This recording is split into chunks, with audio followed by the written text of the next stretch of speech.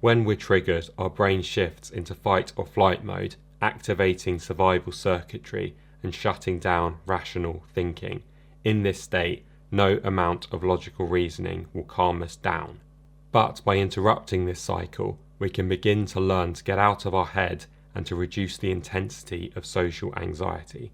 In this video, I'll help to guide you through strategies that can get you to calm your body down and to rewire the anxious response over time. Hey, I'm Neil, and on this channel I help people that struggle with social anxiety to become more confident.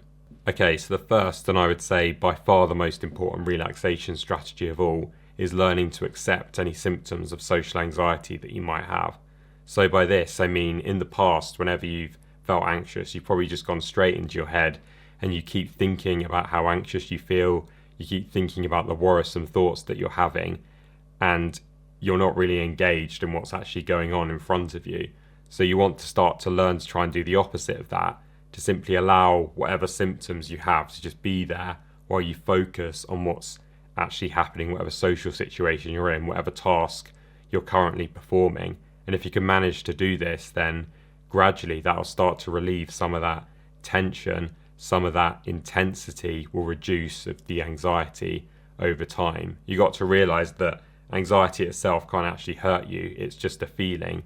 It's just stress chemicals that are being released into your body, and you've really just been terrified of no more than a feeling. If you feel as though your mind is racing at 100 miles an hour with all these anxious thoughts, then just simply acknowledge them and then turn your attention back to whatever you were doing. Don't try and make any effort to actually ignore the thoughts, because by doing that, that's just going to make them worse, because it just takes effort in and of itself, and we don't want to do that. We want to just accept the thoughts, accept the sensations, and then just get back to whatever we were doing. And if we can make this a habit, if we can start doing this over and over again, then with time, that will start to become the norm when we're in a situation that makes us feel on edge. There's a saying that goes, "What you resist persists." So this means that the more you try and stop anxiety from happening, then the more real its symptoms will appear. By fighting it, by trying to make it go away, the worse it will become. So if you can learn to just take a step back and observe the symptoms without trying to do anything about them, then you can begin to start recovering. Claire Weekes, who is famous for her work on anxiety, wrote a book called Self-Help for Your Nerves, in which she mentions that whenever we feel a wave of anxiety begin to sweep over us, we need to learn to float, which means we need to allow the wave to break over us and carry on in spite of it. We need to practice just letting go, and even if we might feel our body starting to tremble, we just need to let that happen, because any resistance that we have is the second wave that keeps that first wave of fear, the anxiety, going, and it just builds up this vicious cycle that will get bigger and bigger until we start to do the opposite. The next strategy that a lot of people often find very useful is learning to slow down our breathing, and we can do this by practicing various deep breathing techniques. So again, when we go in our heads, when we're feeling anxious, anxiety will speed a lot of things up. So we might start to talk a lot faster, move a lot quicker, and even our rate of breathing may increase very rapidly, and we'll take a lot of shallow, quick breaths. And we want to try and do the opposite of this and slow our rate of breathing down. There's a couple of different ways that you can practice breathing exercises. So you can actually do them formally, where you set aside time out of your day to sit down for just a few minutes and work on a particular technique, or you can do them informally just as you go about your day-to-day life. And it's actually been shown that people that spend about 5 minutes a day practicing certain breathing exercises over the course of about a month have seen greater reductions in stress than people that just practice meditating for 5 minutes. And the best breathing technique of all was shown to be something called the physiological sigh. So to do this, you'd start by taking a couple of inhalations, preferably through your nose. You'd start with a much longer one and then finish with a quick, sharp one. And this would normally last around 4 to 7 seconds. So something like this.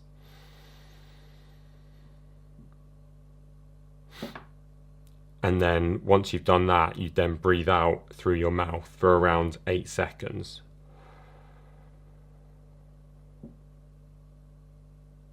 And then if you do this, it should begin to activate your parasympathetic nervous system, which can help to calm you down. So the people from that study would repeat that physiological sigh for around 25 times every single day for a month, and that was shown to be a very effective way to reduce stress. And then in a more informal setting, it's actually been shown that doing just one physiological sigh, and this could be whether you're about to go on stage to give a talk, or even if you're just stuck in traffic and you want to reduce stress, that it's actually the fastest scientific way that we know of to calm ourselves down. If you'd rather just practice breathing techniques as you go about your day-to-day life, then there was actually a book called Breath, written by a guy called James Nestor, in which he found that human beings have an optimal rate of breathing, and it's something he called the perfect breath. So this is where you breathe roughly between about 5 to 6 times a minute. It's 5.5 seconds in and 5.5 seconds out to be exact, although it doesn't have to be perfect. But if you can do that, ideally through your nose, then that will make your body run at peak efficiency and will go a long way to just helping keep you calm. And the final strategy is something called progressive muscle relaxation. So when we feel anxious, we'll normally naturally just tense up our muscles in an effort to suppress whatever symptoms we're experiencing because they feel very unpleasant. So this kind of goes back to the initial strategy of acceptance, and we may not even be aware that we're doing this. So if you actually take a closer look when you do feel anxious, you might notice that your shoulders feel tight, maybe you tense your chest, maybe you have a lot of tension in your forehead, and all of this just feeds back to your brain and it just increases your anxiety. It just creates this vicious cycle and it will just make you feel a lot worse. So progressive muscle relaxation, again, is something that you can practice both formally and informally. So you could just try going straight in with just trying to relax your muscles when you're in a social situation. But if you've never done it before and you're not really aware of where your body is tight, then it might be worth spending some time just by yourself at home when you're not anxious, just practicing relieving some of this tension.